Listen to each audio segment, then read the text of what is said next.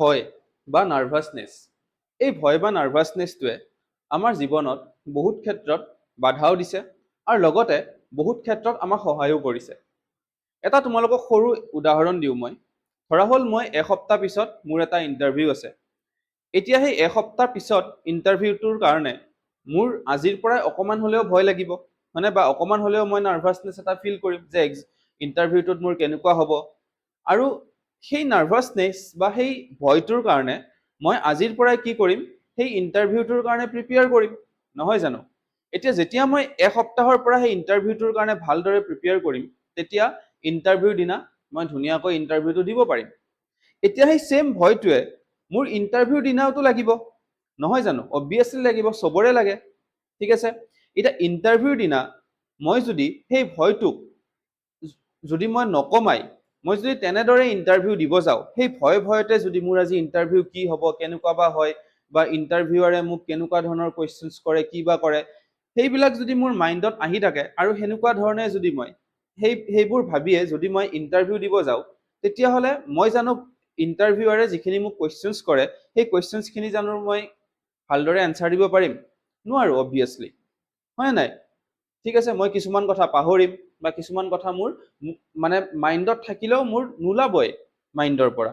সেই ছেম ভয়টোৱে এক্সামৰ টাইমত তোমালোকৰো লাগে, নহয় জানো?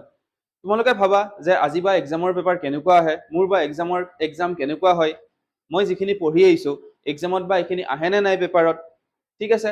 গতিকে আজিৰ ভিডিঅ'ত আমি এই ভয়টোৰ কথাই আলোচনা কৰিম আৰু এক্সামৰ সময়ত বা এক্সামৰ দিনাখন তোমালোকে কেনেকৈ এই ভয়টো বা এই নাৰ্ভাছনেছটো দূৰ কৰিবা, আমি সেই বিষয়ে আজিৰ এই ভিডিঅ'টোত আলোচনা কৰিম, ঠিক আছে?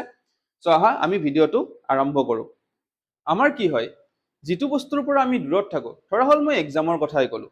এতিয়া এক্সামৰ পৰা সদায় আমি চবেই দূৰত থাকোঁ, হয় নাই? তোমালোকেও দূৰত থাকা, তোমালোকে এক্সামটো নাহিলে ভাল পোৱা, হয়নে? এতিয়া এক্সাম যেতিয়া ওচৰ চাপিব, তেতিয়া কি হয়, তেতিয়া তোমালোকৰ ভয়টো বাঢ়ে আৰু এক্সামৰ দিনাখনটো তোমালোকৰ ভয় একেবাৰে ক'বই নালাগে, হয়নে নাই? এক্সামত কি হ'ব, পেপাৰ বা কেনেকুৱা আহে, মোৰ বা এক্সাম কেনেকুৱা হয়, মই বা লিখিব পাৰোঁ নে নাই, এই গোটেই বস্তুবোৰ তোমালোকৰ মাইণ্ডত আহি থাকে, ঠিক আছে? এতিয়া সেই গোটেইখিনি বা সেই যিখিনি আমাৰ মাইণ্ডত যিটো এটা ভয় আহি থাকে, সেই ভয়টো আমি অলপ হ'লেও কমাব পাৰিব লাগিব, ঠিক আছে?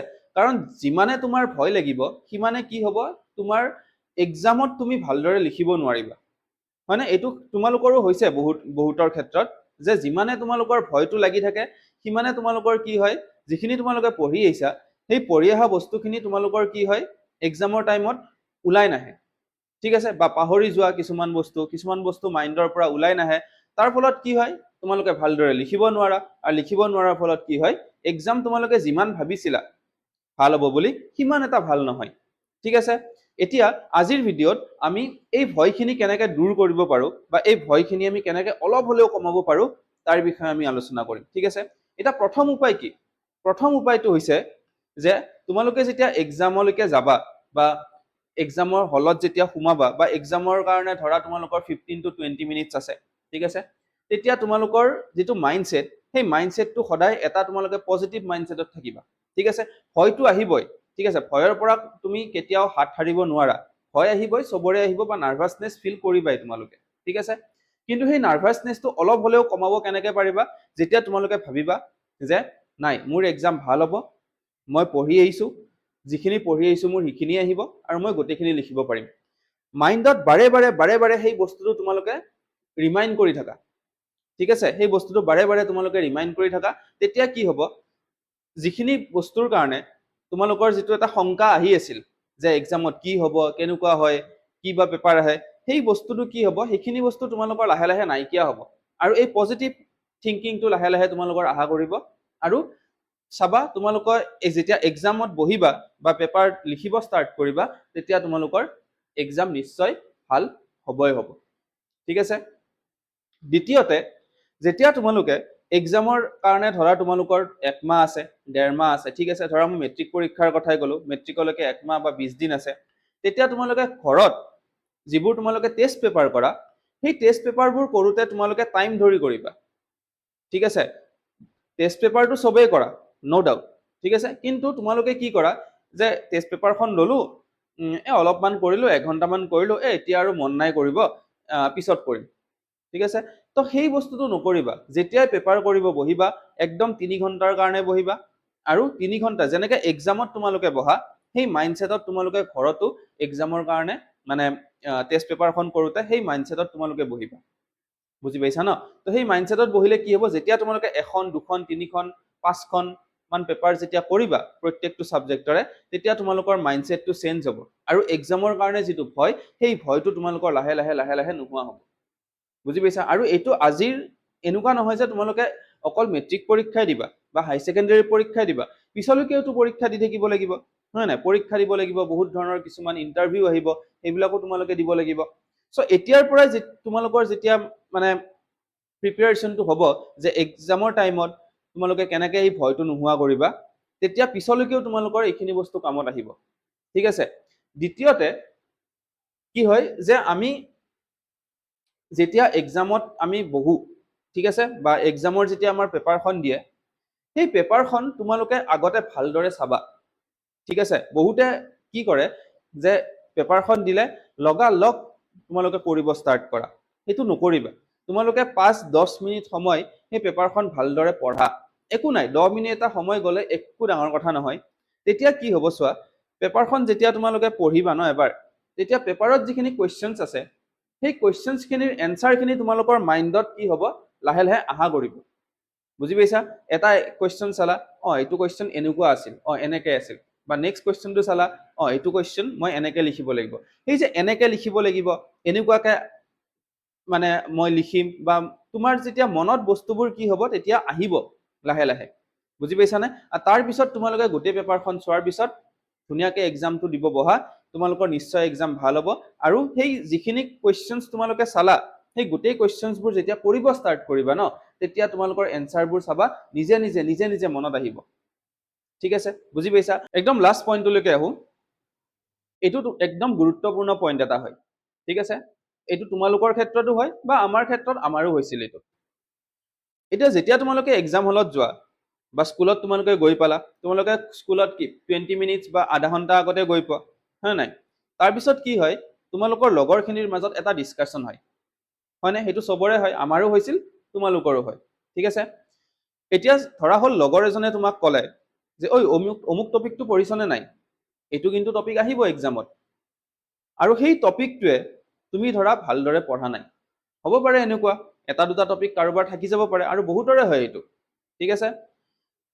তেতিয়া কি হ'ব, তেতিয়া তোমাৰ মনত এটা ভয় আহিব, যিখিনি ভয় তুমি এক্সামটোলৈকে গৈ থাকোঁতে যিখিনি ভয় তোমাৰ আছিল, বা যিখিনি ভয় অলপ হ'লেও তুমি কমাব ট্ৰাই কৰিছিলা, সেই ভয়টো যেতিয়া লগৰজনে ক'লে তোমাক যে অমুক টপিকটো পঢ়িছনে নাই, অমুকটো কিন্তু আহিব এক্সামত, তেতিয়া আকৌ তোমাৰ সেই ভয়টো কি হৈ গ'ল, বাঢ়ি গ'ল। বুজি পাইছা? কনফিডেন্স লেভেলটো তোমাৰ আকৌ ডাউন হৈ গ'ল।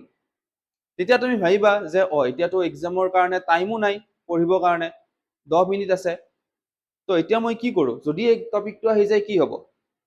তো সেইকাৰণে কৈছোঁ যে যেতিয়া তোমালোকে এক্সামত হলত সোমাবা, বা এক্সামৰ যেতিয়া অকণমান টাইম থাকে এক্সাম হ'বলৈকে, 15 মিনিটছ হওক 20 মিনিটছ হওক, সেই টাইমখিনিত লগৰ লগত যিটো ডিছকাশ্যন, সেই ডিছকাশ্যনটো অলপমান কম কৰা, বা ডিছকাশ্যনৰ পৰা পাৰিলে তোমালোকে এভইড কৰা ডিছকাশ্যনটো। ঠিক আছে? কিয়? কাৰণ ডিছকাশ্যন যিমানে কৰিবা, সিমানে কি হ'ব, অমুকে কিবা এটা টপিকৰ কথা ক'লে, তমুকে কিবা এটা টপিকৰ কথা ক'লে, তো তোমাৰ মাইণ্ডত সেই টপিকবোৰ লৈ এটা ভয় আহিব। বুজি পাইছানে? ঠিক আছে? বা সেই টপিকবোৰ লৈ এটা নাৰ্ভাছনেছ আহিব যে মইতো পঢ়িছোঁ, পাৰিম নে নাই? পঢ়িলেও আহিব, নপঢ়িলেতো কথাটো বেলেগে, পঢ়িলেও আহিব যে এইটো মই পঢ়িছোঁ, কিন্তু পাৰিম নে নাইবা এইটো টপিকটো আহিলে, মই এই টপিকৰ ওপৰত কুৱেশ্যনছ আহিলে পাৰিম নে নাইবা?